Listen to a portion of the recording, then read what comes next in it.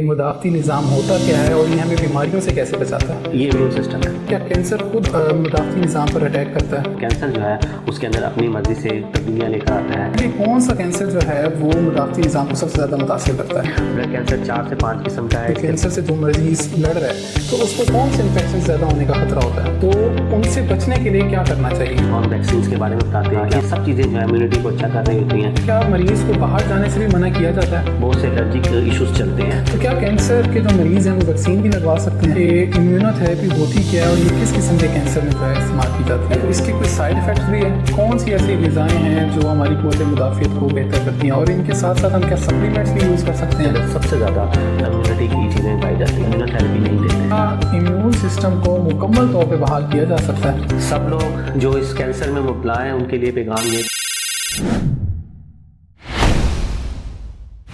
अस्सलाम वालेकुम नाज़रीन, आप देख रहे हैं कैंसर स्पेशल क्लिनिक का पॉडकास्ट, जहां हम बात करते हैं कैंसर से जुड़े उन पहलुओं पर जिनका जानना मरीज़ और डॉक्टर के लिए ज़रूरी है। आज का हमारा मौजू कैंसर और क़ुव्वत मुदाफ़ियत पर है, यानी कैंसर और इम्यून सिस्टम के ऊपर। इन दोनों का ताल्लुक किस तरह से है और कैंसर से जो है इम्यून सिस्टम वीक होता है? पहले नंबर पे तो ये सवाल आ गया। दूसरे नंबर पे ये कि क्या हम कैंसर के दौरान वैक्सीन्स लगवा सकते हैं? तीसरे नंबर पे ये कि क्या वैक्सीन जब हम लगवाएंगे तो उससे भी क़ुव्वत मुदाफ़ियत हमारी कम होती है या नहीं, और हम ये जानेंगे कि हम किस तरीके से अपनी क़ुव्वत मुदाफ़ियत को बढ़ा सकते हैं। तो इन सब सवालात को जानने के लिए हम अपना पॉडकास्ट आज शुरू करते हैं। तो हमारे साथ मौजूद हैं डॉक्टर अतीक अनवर खान, जो हमें इन सब सवालात से आगाह करेंगे।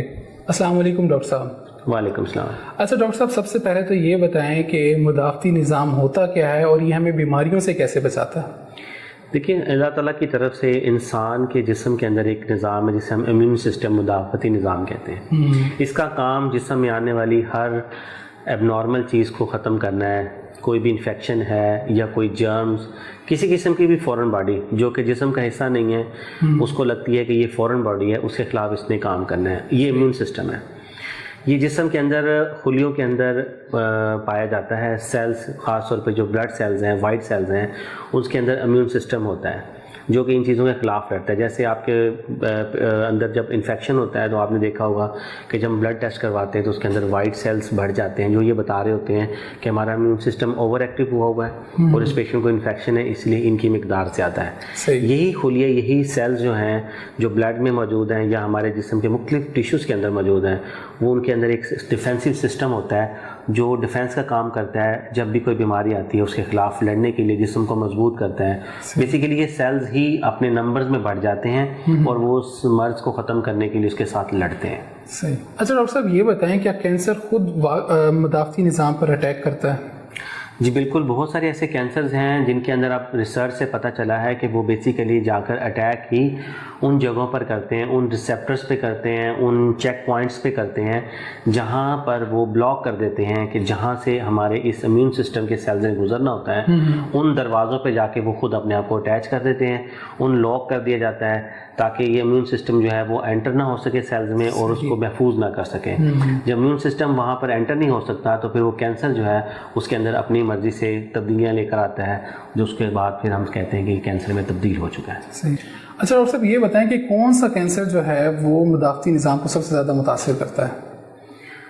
ल्यूकीमिया और लिम्फोमास ये ब्लड कैंसर्स की टाइप है। अच्छा। आपने आमतौर पर सुना होगा, लोग कहते हैं जी हमारे मरीज़ को ब्लड कैंसर हो गया। ब्लड कैंसर 4 से 5 किस्म का है। इसके अलावा लिम्फोमा जो कि अक्सर लोगों के अंदर गिल्टियाँ बन जाती हैं गर्दन में, बगल में, इन्हें लिम्फोमा कहते हैं। ये ब्लड सेल्स की चूँकि बीमारी है तो इसलिए ये डायरेक्टली इम्यून सिस्टम को अटैक कर रही होती है, क्योंकि ये ब्लड सेल्स के अंदर ही डिफेंसिव मैकेनिज्म है, डिफेंस सिस्टम है, और ये उसी सिस्टम के अंदर ही बेसिकली ये बीमारियाँ होती हैं। इसलिए सबसे ज़्यादा जो असरअंदाज करती हैं इम्यून सिस्टम को वो ल्यूकीमिया और लिम्फोमा। सही। अच्छा डॉक्टर साहब, आम तौर पे देखा जाता है कि जो कैंसर से लड़ रहे होते हैं वो लोग कहते हैं कि हमें ये मसला भी हो गया, ये मसला भी हो गया। तो आप ये बताएं कि जो कैंसर से जो मरीज लड़ रहा है तो उसको कौन से इन्फेक्शन ज़्यादा होने का खतरा होता है? देखिए, कैंसर इटसेल्फ तो मरीज़ के अंदर इन्फेक्शन की वजह नहीं बन रहा, लेकिन जब ये मरीज़ इलाज के लिए आते हैं, इनको कीमोथेरेपी का इलाज किया जाता है या किसी भी किस्म की मेडिसिन से ट्रीटमेंट किया जाता है, तो आपको पता है कि कीमोथेरेपी जो है वो जिस्म के हर खुली पे जाके असरअंदाज होती है। ब्लड के ज़रिए एंटर होती है जिस्म में, और जहाँ जहाँ ब्लड जाता है वहाँ पर कीमोथेरेपी जा रही होती है। کیمو تھراپی جہاں پر پیشنٹ کا علاج کرتی ہے وہاں پر نارمل ٹیشوز کو بھی افیکٹ کر رہی ہوتی ہے، اس لیے ان پیشنٹس کا امیون سسٹم جو ہے وہ تھوڑا سا ویک اس لیے بھی ہو جاتا ہے کیونکہ کیمو تھراپی سے آپ کے بلڈ سیلز کم ہوتے ہیں، آپ دیکھتے ہیں لوگ بلڈ لگواتے ہیں، بلڈ کی کمی ہو جاتی ہے، تو اس وجہ سے ان پیشنٹس کے اندر کسی قسم کا بھی انفیکشن ہوتا ہے۔ عام طور پر تو ان پیشنٹس کو بیکٹیریل انفیکشن زیادہ ہوتے ہیں، لیکن وائرل انفیکشن بھی ہو سکتا ہے، جو سیزنل جیسے سردیوں کا آنا اور جاتے ہوئے جو وائرل انفیکشن ہوتے ہیں ان میں ان مریضوں کو زیادہ افیکٹ ہونے کا خطرہ ہوتا ہے۔ اس کے علاوہ فنگل انفیکشن پیشنٹس کو ہو جاتا ہے، تو وائرل، فنگل، بیکٹیریل کوئی بھی کینسر کے مریض کو ہو سکتا ہے۔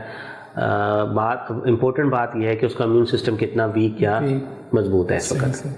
اچھا ڈاکٹر صاحب، ابھی جیسے آپ نے بتایا کہ کوئی نہ کوئی انفیکشن ہو جاتا ہے، تو ان سے بچنے کے لیے کیا کرنا چاہیے؟ ان سے بچنے کے لیے ہمیں بہت ساری احتیاطی تدابیر کرنی پڑتی ہیں، جس میں خوراک کا اچھا استعمال کرنا، ویکسینیشنز ہونی چاہیے پیشنٹس کی پراپر طور پر۔ جو پیشنٹ کینسر کے پیشنٹس ہیں ان کو ہم ویکسینس کے بارے میں بتاتے ہیں کہ آپ اپنی ویکسینیشن کروائیں تاکہ آپ کو ان وائرل انفیکشن یا کسی بھی قسم کے انفیکشن سے بچا جا سکتا ہے جس کی ویکسینیشن موجود ہے۔ صحیح۔ اس کے علاوہ پانی کا زیادہ استعمال، دوائی اپنے ٹائم پہ لینا، کھانا پینا اچھا کر رکھنا، نیند کا پورا ہونا، یہ سب چیزیں جو ہے امیونٹی کو اچھا کر رہی ہوتی ہیں۔ اور اس کے علاوہ ہلکی پھلکی ورزش، یہ تمام لائف سٹائل میں چینجز جو ہیں یہ بیسیکلی امیون سسٹم کو بوسٹ کرنے کے لیے ہوتی ہیں، اور اسی طرح ہی ہم پیشنٹس کو بیکٹیریل انفیکشن سے یا وائرل انفیکشن سے بچا سکتے ہیں۔ اچھا، جیسے ڈاکٹر صاحب آپ نے بھی بتایا کہ انفیکشن سے ان طریقوں سے بچایا جا سکتا ہے، تو کیا مریض کو باہر جانے سے بھی منع کیا جاتا ہے؟ عام طور پہ پیشنٹس کو باہر جانے میں کوئی ایسا پرابلم نہیں ہے۔ احتیاط اس لیے کی جاتی ہے کہ باہر جانے میں جو کہ انوائرمنٹ میں بہت زیادہ پولوشن ہے اور انفیکشن بھی ہوتا ہے، تو یہ پیشنٹ جو زیر علاج ہوتے ہیں یا کینسر کے اندر مبتلا ہیں، ان کو انفیکشن باقی لوگوں کی نسبت زیادہ ہونے کے چانسز ہیں۔ صحیح۔ تو انہیں ہم یہی کہتے ہیں کہ غیر ضروری باہر جانے سے آپ رکیں، نہ جائیں، کیونکہ جب آپ باہر جائیں گے تو اوبیسلی انوائرمنٹ میں کوئی وبا جسے ہم کہتے ہیں، جیسے سردیاں آتی ہیں، فلو پھیل جاتا ہے، کھانسی نزلہ ہوتا ہے، تو ان لوگوں کو ہو سکتا ہے زیادہ پولوشن کی وجہ سے ان کو کوئی انفیکشن ہو سکتا ہے۔ اس لیے ان کو کہا جاتا ہے کہ آپ باہر کم سے کم جائیں، ضرورت کے مطابق جائیں۔ ایسا نہیں کہ آپ ایک کمرے میں بند ہو جائیں گے، لیکن یہ ہے کہ اپنے آپ کا خیال رکھیں اور غیر ضروری باہر آنا جانا بہتر ہے کہ نہ جائیں۔ اور اس کے علاوہ کچھ لوگوں کے پاس پیٹس ہوتے ہیں، تو آپ کو پتہ ہے کہ جو پیٹس ہیں، پالتو جانور گھروں میں پالے جاتے ہیں، ان کے ساتھ بہت ساری سانس کی بیماریاں، بہت سے الرجک ایشوز چلتے ہیں، تو ان پیشنٹس کو پھر کہا جاتا ہے کہ آپ خیال رکھیں، ان جانوروں کے پاس زیادہ آئے جائیں نہ، کیونکہ آلریڈی آپ کا سسٹم آلریڈی ڈاؤن ہے، تو آپ کو کوئی بھی الرجک ریئیکشن ہوگا تو وہ بھی زیادہ ہو سکتا ہے، اور اگر کوئی آپ کو ان کی وجہ سے کوئی سانس کی بیماری جیسے فلو وغیرہ اگر ہو گیا تو وہ بھی باقی لوگوں کی نسبت زیادہ ہوگا۔ احتیاط جو ہے وہ بہتر ہے۔ اچھا ڈاکٹر صاحب، آپ نے ابھی بتایا کہ جانوروں سے تھوڑا سا دور رہنا ہے اور مکمل طور پہ اندر بند نہیں ہونا، بس تھوڑا بہت پرہیز کرنا ہے، تو کیا کینسر کے جو مریض ہیں وہ ویکسین بھی لگوا سکتے ہیں؟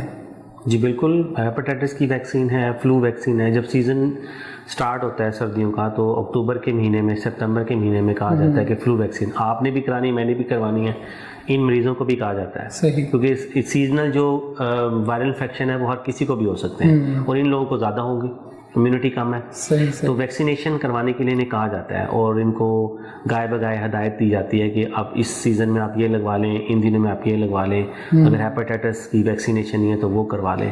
ویکسینیشن کے لیے کہا جاتا ہے اور ہونی چاہیے۔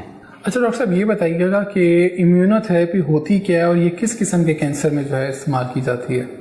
امیونو تھراپی آپ کہہ سکتے ہیں اس وقت جدید طریقہ علاج ہے۔ اچھا۔ کیمو تھراپی کے بعد اب امیونو تھراپی کا دور آ گیا ہے۔ بہت ساری امیونو تھراپیز بن گئی ہیں اور بن رہی ہیں۔ بیسیکلی امیونو تھراپیز کے اندر جو ڈرگس بنائی جا رہی ہیں ان کا کام آپ کے جسم کے اندر جا کر آپ کے ہی امیون سسٹم کو اتنا اسٹرانگ کر دینا ہے کہ آپ کا اپنا امیون سسٹم، جو آپ کا اپنا قوت مدافعت کا نظام ہے، وہ خود ہی کینسر کو کھا جائے۔ یعنی یہ بیماری اندر جا کے آپ کے امیون سسٹم کو اتنا اسٹرانگ کر دیتی ہے کہ آپ کا اپنا امیون سسٹم ہی اس کینسر کے خلاف لڑنا شروع کر دیتا ہے، اور یہ تقریباً تمام کینسرز میں یوز ہو رہی ہیں۔ اس میں کچھ ٹیسٹ کروائے جاتے ہیں، کچھ کینسرز ایسے ہیں جن میں ہم کچھ ٹیسٹ کرواتے ہیں جن کے اندر ہم کچھ پرسنٹیج دیکھتے ہیں اس میوٹیشنز کی، اس کے مطابق ڈیسائیڈ کرتے ہیں کہ اسے امیونو تھراپی کا فائدہ ہوگا یا نہیں۔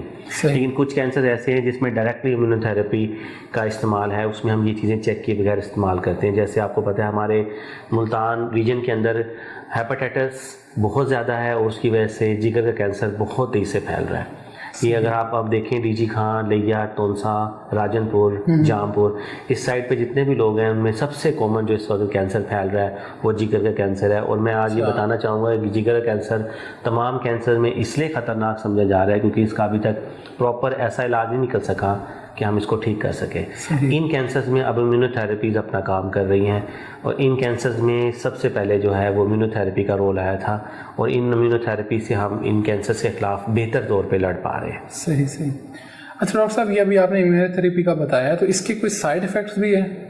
اس کے سائڈ افیکٹس کوئی بہت زیادہ سویئر نہیں ہیں جیسے کیمو تھراپی میں سائڈ افیکٹس ہوتے ہیں، الٹی متلی، موشن لگ جاتے ہیں پیشنٹس کو، بہت زیادہ ویکنیس ہوتی ہے. اس میں ایسا کوئی سائڈ افیکٹ نہیں. اس کے اپنے کچھ مخصوص سائڈ افیکٹس ہیں جو کہ ہر پیشنٹ کو نہیں ہوتے. کسی پیشنٹ کو کچھ بلیڈنگ کا ایشو ہو جاتا ہے اور اوبویسلی جب ہم نے اس کو امیون سسٹم کو بوسٹ کرنے کے لیے کہہ رہے ہیں تو اس میں سب سے بڑا جو ہم شروع کے انجیکشن میں دیکھتے ہیں کہ یہ امیون سسٹم کو ڈاؤن بھی کر سکتی ہے. یہ بھی اس کا ایک سائڈ افیکٹ ہے. لیکن جن پیشنٹ کو امیونٹی لگتی ہے ان کی اندر ایک اچھی بات جو سننے کو ملتی ہے وہ یہ کہ وہ اپنے آپ کو بہتر فیل کرتے ہیں، پہلے سے زیادہ اچھا فیل کرتے ہیں، اس لیے کہ ان کا امیون سسٹم بوسٹ ہو رہا ہوتا ہے تو ان کی باڈی خوب ساری کی ساری اپنے آپ کو ویل بینگ محسوس کرتی ہے، اچھا محسوس کرتی ہے. تو side effects as such chemotherapy کی طرح نہیں ہیں جس میں آپ نے دیکھا ہوگا کہ پیشنٹس بہت زیادہ کوشچن پوچھتے ہیں اور پریشان ہیں اور علاج نہ کرانے کی وجہ کہ ہمارے بال گر جاتے ہیں، ہمارے ناخن کا کلر چینج ہو جاتا ہے، ہمارا رنگ کالا ہو گیا، ہمیں الٹیاں نہیں رکتی.